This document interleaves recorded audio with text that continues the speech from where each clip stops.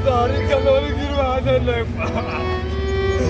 मेरे घर कोई नहीं था, कोई नहीं। मैं पानी से दौड़ रहा हूँ, कहीं आ जाओ कहीं आ जाओ। मैं बहुत गरीब इंसान हूँ, मेरी कोई जात नहीं हो रही, मेरी कोई जात नहीं। मुख्यमंत्री जी हमारे यहाँ के माननीय श्री योगी आदित्यनाथ जी बोलते हैं कि किसी गरीब को सताया नहीं जा रहा है। मैं हाथ जोड़ता हूँ मुख्यमंत्री माननीय श्री मुख्यमंत्री योगी आदित्यनाथ से, हमारे साथ बहुत बड़ा अत्याचार हुआ है। आप बोलते हैं कि किसी के साथ अन्याय नहीं होगा, मेरे साथ में बड़ा अन्याय होगा। मैं किस झोपड़ी में रहूँगा, मैं इसी में रहता था। अमेठी का रहने वाला रंजीत दहाड़ मारकर रो रहा है। एक बार अपने आंसू पोंछता है तो एक बार अपनी बूढ़ी माँ को ढांढस बंधाता है। साथ ही साथ मुख्यमंत्री योगी आदित्यनाथ से इंसाफ मांग रहा है। कह रहा है कि आपने ही तो कहा था कि गरीब को कोई नहीं सताएगा, फिर मेरे घर बुलडोजर क्यों चल गया। अमेठी के खाजा गांव का रहने वाला रंजीत दिल्ली में डेंटिंग पेंटिंग का काम करके अपना गुजारा करता है। कुछ महीने पहले उसे पीएम आवास योजना के तहत घर मिला था। कागजात से लेकर सिग्नेचर तक सब हो गया था। दावों की माने तो 80% तक घर बनकर भी तैयार हो गया था, बस छत की ढलाई बाकी थी।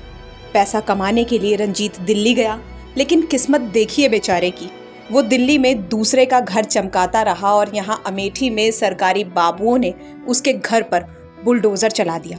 रंजीत का आरोप है कि उसे न कोई नोटिस दिया गया और ना ही कुछ बताया गया। बस ग्राम प्रधान से लेकर कानूनगो और पुलिस के लोग बुलडोजर लेकर आए और उसका घर गिराकर चले गए। इस बात की जानकारी जैसे ही रंजीत को हुई, वो सीधे अपने गाँव पहुंचा।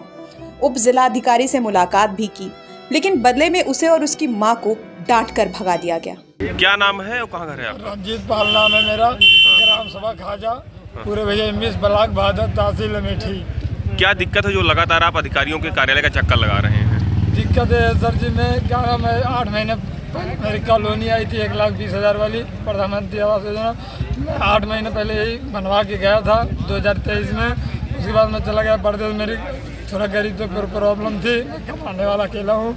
उसके बाद भी मैं मुझे वहीं पे था, मेरे घर कोई नहीं था और मेरी मम्मी भी नहीं थी। बिना नोटिस के पहली 1 तारीख 2 महीना 2024 को 5 दिन पहले मेरी कॉलोनी जेसीबी बुलवा के नेकपाल के माध्यम से मेरी कॉलोनी को गिरवा दी गई है। नेकपाल के माध्यम से, नेकपाल की साइन हुई थी, नेकपाल का और दस्तखत सर्टी हुआ था और प्रधान के माध्यम और थाने के माध्यम से मेरी कॉलोनी वो बनी थी, उनके माध्यम से। अधिकारियों के पास गए तो क्या हुआ वहाँ पे? ये डीएम के पास मैं गया था, वहाँ क्या नाम अमेठी। उसके बाद वहाँ से मुझे भगा दिया। कब गए थे? अब 3 दिन हो गए। हाँ 2 तारीख को। क्या बोली मैडम वहाँ से? वहाँ बोल के वहाँ बोले कि जाओ कम क्या ना हो उस वहाँ प्रधान से बोलो और नेकपाल की। यहाँ आज कहाँ आए थे आप? यहाँ मैं आया था डीएम के पास, मैं आया था। क्या हुआ यहाँ पे? यहाँ पे मेरा एप्लीकेशन ले दिया गया है, बोल दिया गया कि जाओ डीएम के पास। रंजीत के घर गिराने के पीछे का कारण जब हमने उप जिलाधिकारी से पूछा तो ऐसा जवाब आया कि क्या कहें। दिल तो किया कि अभी मैडम के दरवाजे पर माथा पटक लें। मैडम ने बताया है कि घर गिराने का कारण है अवैध निर्माण। मैडम कह रही हैं कि रंजीत ने सरकारी जमीन पर अवैध निर्माण किया है और उसके पहले भी 2 घर थे, इसलिए उसका घर गिरा दिया गया। अरे मैडम, पहले ये बताइए कि सरकारी आवास योजना के तहत जब रंजीत का घर अलॉट हुआ तब कागजात नहीं देखे गए थे? 80% घर बनने के बाद सरकारी अधिकारियों को ख्याल आया कि घर अवैध बने हुए हैं। रंजीत खुद कह रहा है कि उसके बाकी जो 2 घर हैं उसमें एक झोपड़ी है और दूसरा मकान उसकी माँ के नाम से है, इसलिए उसे सरकारी आवास योजना के तहत घर दिया गया था। ऐसे में सरकारी जमीन पर आवास आवंटित करने वाले अधिकारियों के घर बुलडोजर कब चलेगा?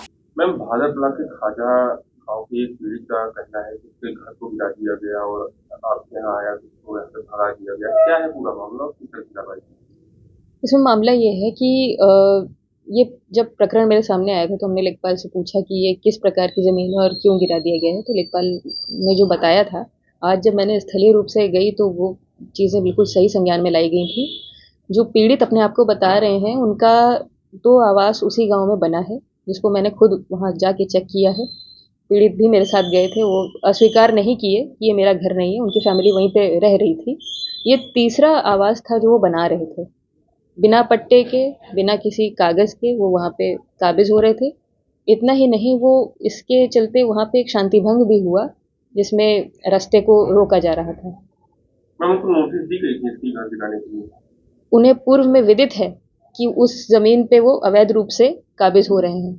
अवैध रूप से कब्जा करने के बारे में कई बार लेखपाल जाके वहाँ पे स्थलीय रूप से कह भी चुके थे, मना भी कर चुके थे कि इसके आगे आप मत बढ़िएगा, इसके आगे आप मत बढ़िएगा, परंतु फिर भी उनके द्वारा ये दुस्साहस किया जा रहा था निरंतर रूप से। मैम क्या लगता है सरकारी आवास है तो पंचायती विभाग की लापरवाही है? जी, इस मामले में मैंने बीडीओ साहब से कहा हुआ है कि उसकी इनमें, क्योंकि पूर्व में भी वो बता रहे थे कि कोई आवास यहाँ स्वीकृत हुआ था, तो इसकी भी हिस्ट्री खंगाली जा रही है कि वहाँ उस परिवार को पहले से कितने आवास मिल चुके हैं और अगर कोई अनियमितता हुई है तो उसकी भी रिपोर्टिंग वो करें। अमेठी से अभिषेक त्रिपाठी की रिपोर्ट, यूपी तक।